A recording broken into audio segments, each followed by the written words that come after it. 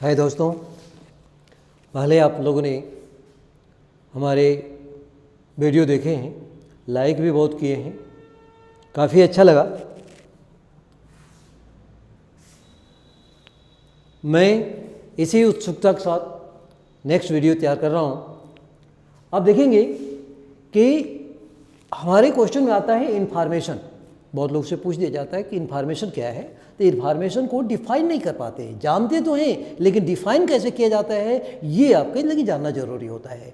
क्योंकि क्वेश्चन पूछता है, क्वेश्चन आपको ट्रू फॉल्स में दे देगा, ये process of data is known as information. अब उससे पूछेगा कि ट्रू है कि फॉल्स। तो ऐसे स्थान पर बहुत लोगों को इसके पता नहीं होता है, या एग्जाम्पल में दे देता है कि the age of person, salary of this person, employ number, etc पूछ देता है और कहता है कि इट इज ए इंस्ट्रक्शन। क्या यह इंस्ट्रक्शन है, यस या नो। अब इसमें आपको यानी कि ट्रू फॉल्स भी देता है। अब आपको जानकारी होगा तभी तो उसको बता सकेंगे। तो आप देखेंगे हम इसके विषय में बताते हैं, पूरा डिटेल के साथ आपको मैं बता रहा हूँ।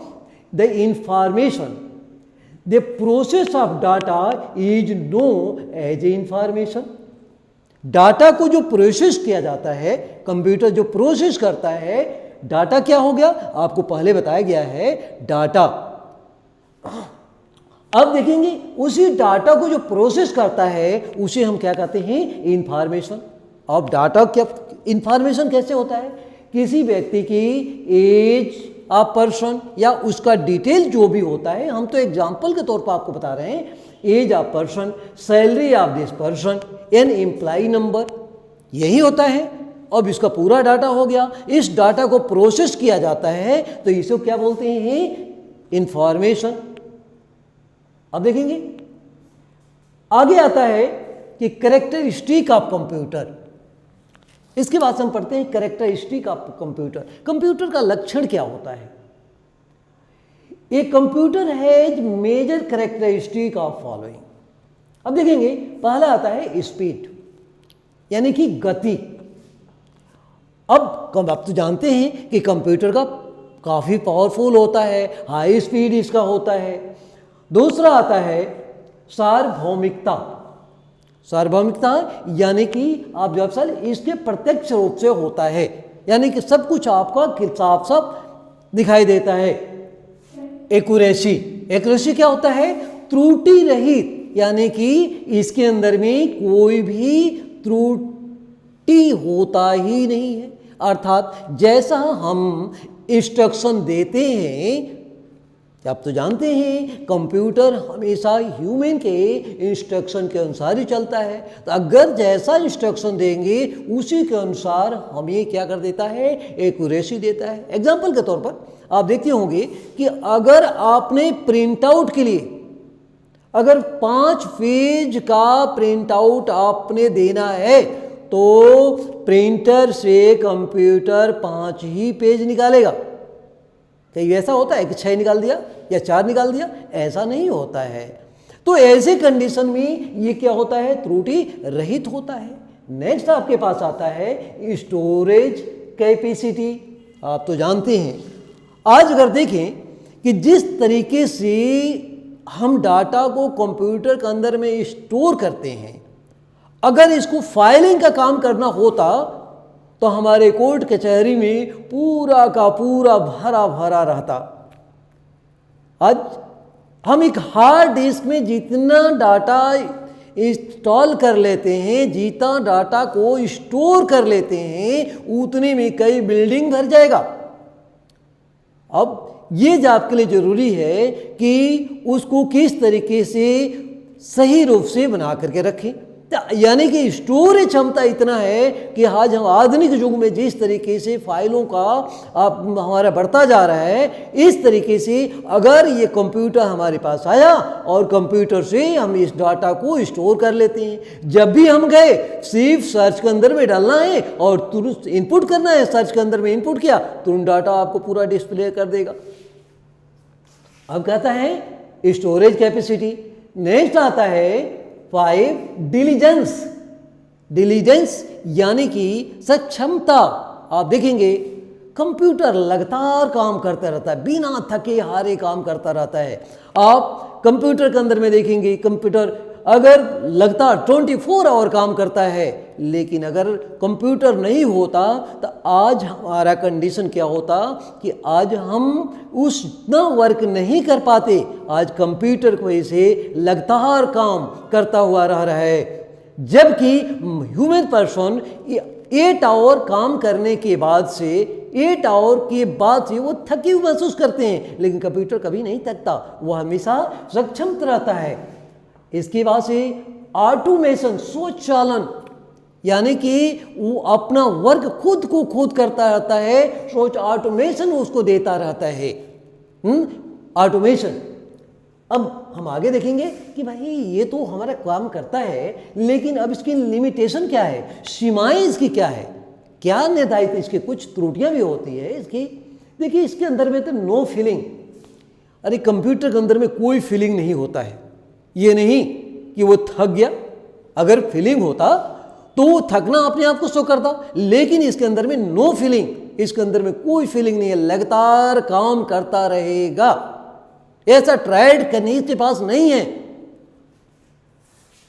सेकेंड आता है नो आईक्यू पावर, यानी कि बुद्धिहीन है, अर्थात ये बुद्धिहीन है, इसके पास अपना कोई बुद्धि नहीं होता है। कि जैसा मैंने पहले बता चुका हूं कि जैसा हम कहते हैं वो ऐसा ही काम करता है, यानी कंप्यूटर की ये कमियां होती है।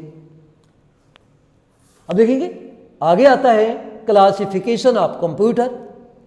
देखिए इस पर classification of computer according to, यानी कि कंप्यूटर का वर्गीकरण। देखिए कंप्यूटर का आजकल के कहीं भी वर्गीकरण की बात आता है, यानी कि क्लासिफिकेशन की बात आता है, तो किसी से पूछ दिया जाए तो फट से बताते हैं कंप्यूटर 4 टाइप होता है, लेकिन इसके अपने कुछ स्टेप होते हैं, उसके अनुसार इसको क्लासिफाइड किया जाता है। पहला है पर्पज, यानी उद्देश्य के आधार पर। दूसरा है एप्लीकेशन, ऐप के आधार पर। और तीसरा है साइज, साइज के आधार पर कैसा है, इस साइज के आधार पर इसको क्या किया जाता है, क्लासिफाई किया जाता है। कि कंप्यूटर के जो टाइप होते हैं किसके आधार पर क्लासिफाइड किया जाता है, उसमें से पहला है पर्पज, यानी कि उद्देश्य, उद्देश्य के आधार पर।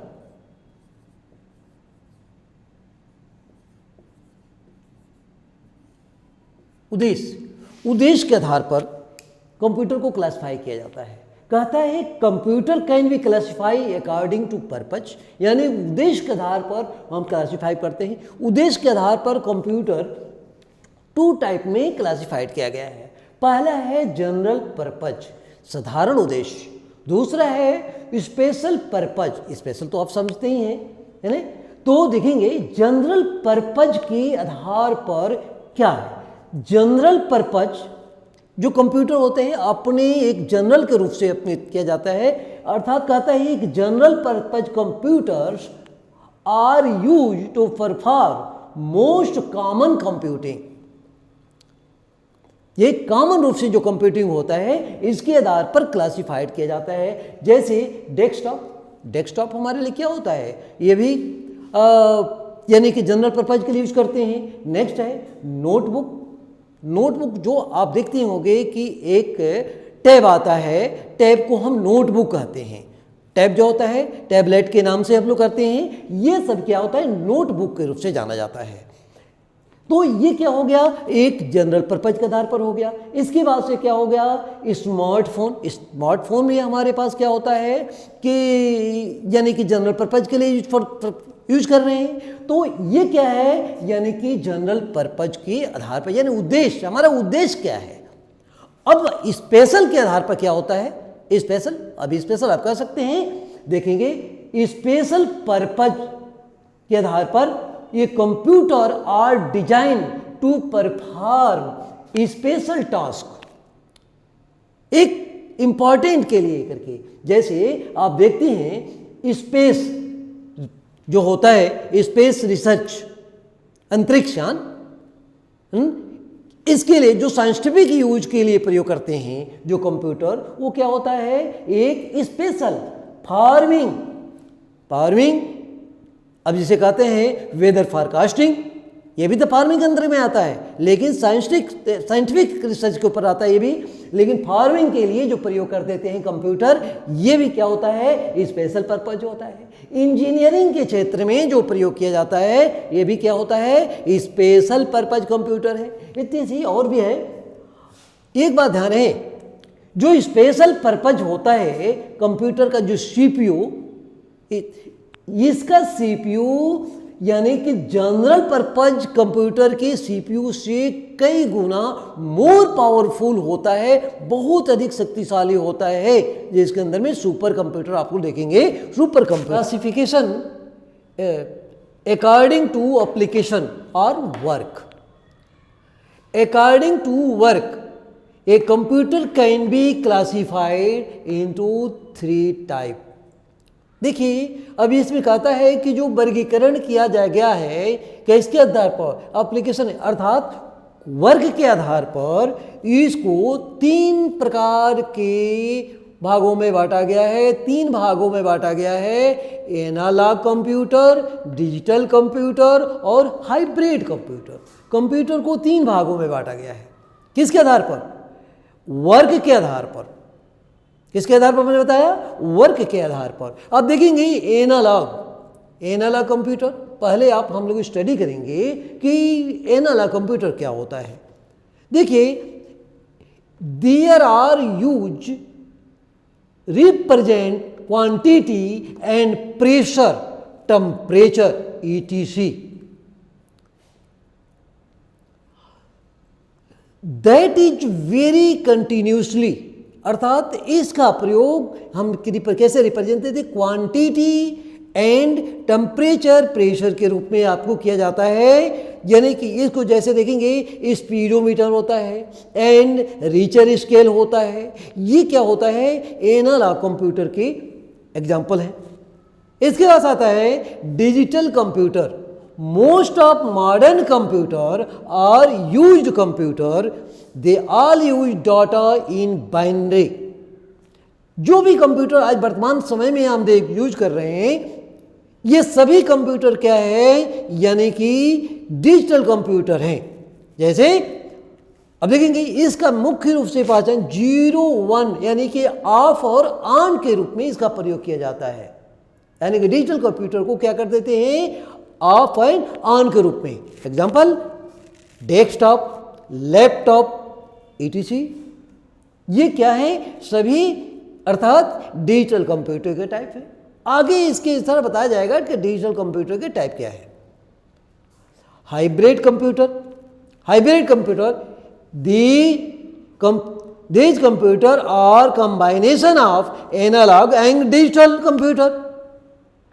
अर्थात जो हाइब्रिड कंप्यूटर होता है, एनालॉग और डिजिटल दोनों का मिश्रण स्वरूप होता है, दोनों का मिश्रण है। जैसे अब दोनों को मिला करके, जैसे heart beat, blood pressure, temperature reader, ये क्या होता है, यानी कि ये हाइब्रिड कंप्यूटर की एग्जाम्पल है, उदाहरण के ये ऐसा है। ये सभी यानी कि इसमें आप देखिए, जब CCC के अंदर में आप जो क्वेश्चन पूछता है तो इसमें आपसे पूछ देगा, यानी कि हार्ट बीट कौन सा कंप्यूटर है, कौन सा टाइप है, अर्थात हाइब्रिड है, डिजिटल है या एनालॉग है या उपरोक्त में से सभी है। तो आप क्या बताएंगे, यानी कि हमें जानकारी होना चाहिए कि इसमें से कौन है। इसको मेरे बताने के अर्थ रहा कि उसमें पूछता है, तो पूछने के अर्थ पे क्या होता है कि बच्चे कंफ्यूज हो जाते हैं, क्योंकि अधिकतर लोगों को डिजिटल कंप्यूटर के टाइप के विषय में ही पता होता है, डिजिटल कंप्यूटर के टाइप के पता होता है। अब देखेंगे, ऐसे भी क्वेश्चन पूछता है कि आपके पास स्पीडोमीटर किस प्रकार का कंप्यूटर है, इसी में से दे देगा और उसमें हिसाब से पूछेगा। आपको ऑब्जेक्टिव टाइप के क्वेश्चन में से पूछता है। आज जो आप जानते ही हैं कि स्पीडोमीटर अगर यदि आप पढ़ लिए हैं तो आपको पता है कि इसमें से कौन है। रीचर स्केल से भी पूछा है, रीचर स्केल का भी आपको पता होना चाहिए कि रीचर स्केल कौन सा है, एनालॉग कंप्यूटर है। तो ऐसे ही हाइब्रिड कंप्यूटर, डिजिटल कंप्यूटर, यानी ये एनालॉग कंप्यूटर, तीनों से क्वेश्चन अधिकतर पूछता है। आप लोगों को इस पर पूरा ध्यान रखना चाहिए कि जो भी बताया जाए अरे इस पर अच्छी तरह से स्टडी करें, नोट्स तैयार जरूर करें। और अगर आपको वीडियो अच्छा लगे तो लाइक और सब्सक्राइब जरूर करें।